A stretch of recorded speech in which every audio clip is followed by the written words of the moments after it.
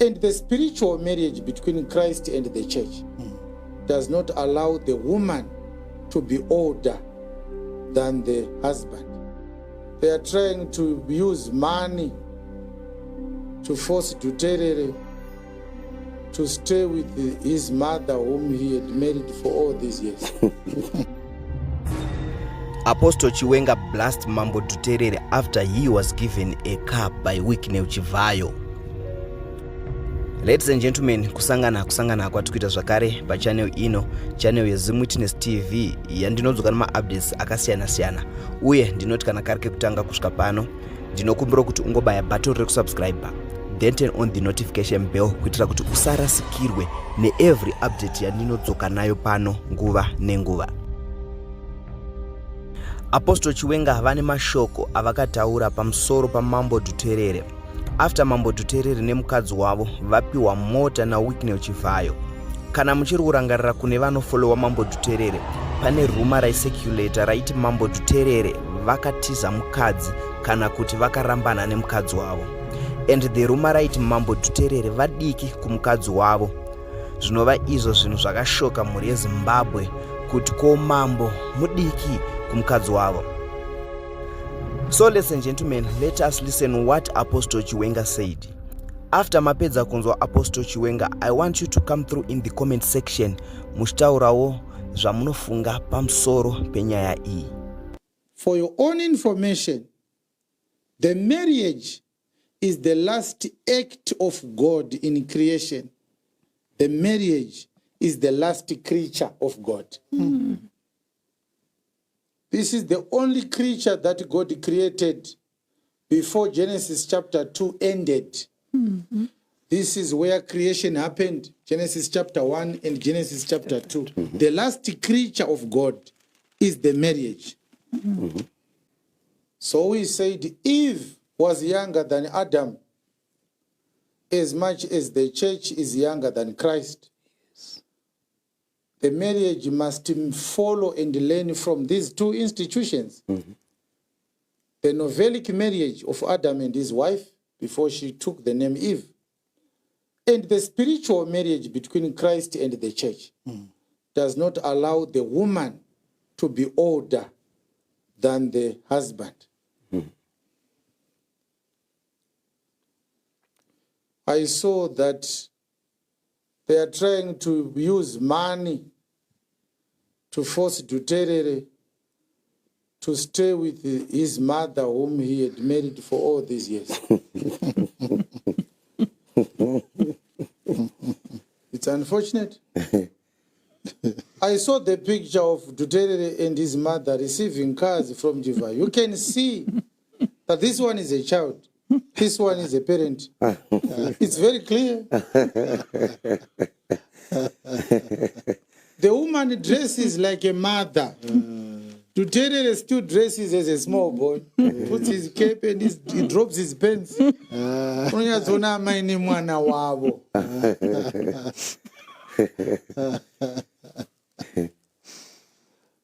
We talked about it. Mark my words. Dhuterere will leave. It doesn't matter they buy him a private jet. He will leave. It's a Dracula. Ice marriage, yeah. Ice marriage. Ukatozviona vachipuhwa mota. Unotoona kuti muchindo ari kuti motikari marriage. Ndikangotora zvese. Because ndoiwana kupe mari yekutenga Fortune nyowani. Yes.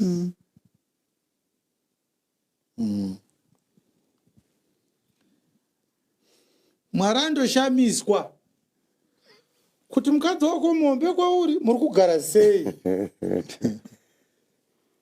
Ukarora mukadzi muombe kwauri chishamiso kuna Mwari. Ndozvimwe zvezvinhu zvauchatsanangurira Jesu kana auya kuti wakazvigona sei.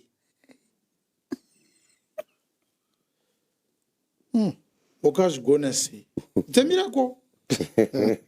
We actually need to do interviews and ask those who are staying with their mothers, how is life with your mother? How do you talk to your mommy? When you are angry, how do you express your anger? We have to do a talk show to ask you to describe how things are working. Pastor Balo. That is if we are going to be able. Was Mama Man vote I was going. Don't tell to be. So, I see marriage. Yeah, Dhuterere. Dhuterere is not married. Dhuterere is staying with his mom.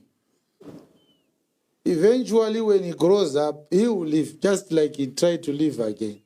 The time will come, it's against nature. Nyama yake Dhuterere haizvikwanise. Hazvina kusikwa zvakadaro. Vanoziva bonga vanoziva kuti ukapota uchiri pachikafu rinouya. Rikauya uri panyama rodya rombogara-gara. Unozungunira kuti zvimaziso tsoko-tsoko tande nedondo. I don't know kuti munoziva here musiyano wekatsi nebonga. Bonga rinogona kutouya riine kala yakafanana nekatsi yauinayo pamba. Yes. The easiest way to tell the difference between a cat and a wild cat is the eyes. Okay. And the aggression. Bonga riri aggressive because bonga is a predator. It hunts. All right. Cats inopiwa chikafu yakagara, so mabonga asikaum. Saka even ukapa bonga chikafu zvakanaka zvakadii aikanganwe kumba. Kumba kwebonga mudondo kwete mumba makwe iwe. Saka rotonzwa bonga rakuti kumazarudoka ndakuenda kumba. Iwe but pana papamba roti handizvikwanisi. Takudzokera kwandakajaira. The devil is not happy because we preached about what is a true marriage. And the devil knows that if we are able to reconstitute the marriage, Yes. we are averting an international societal crisis. The marriage can reduce the police budget. Oh, yes. The money allocated to the police to combat crime. We may help the police by preaching about the true marriage. The marriage institution is what needs to be defended. Yes. If we want less street kids on our streets. Amen. If we want to take away prostitution from our daughters in the streets, we need to reconstitute the marriage. If we need less prisoners in jail, we don't need to recruit more police officers to chase after criminals. We simply need a preacher who can define the true marriage. Amen. The true marriage Amen. is what can fight corruption. Yes. Yes. There is no person under the sun who has authority that matches your father. No one.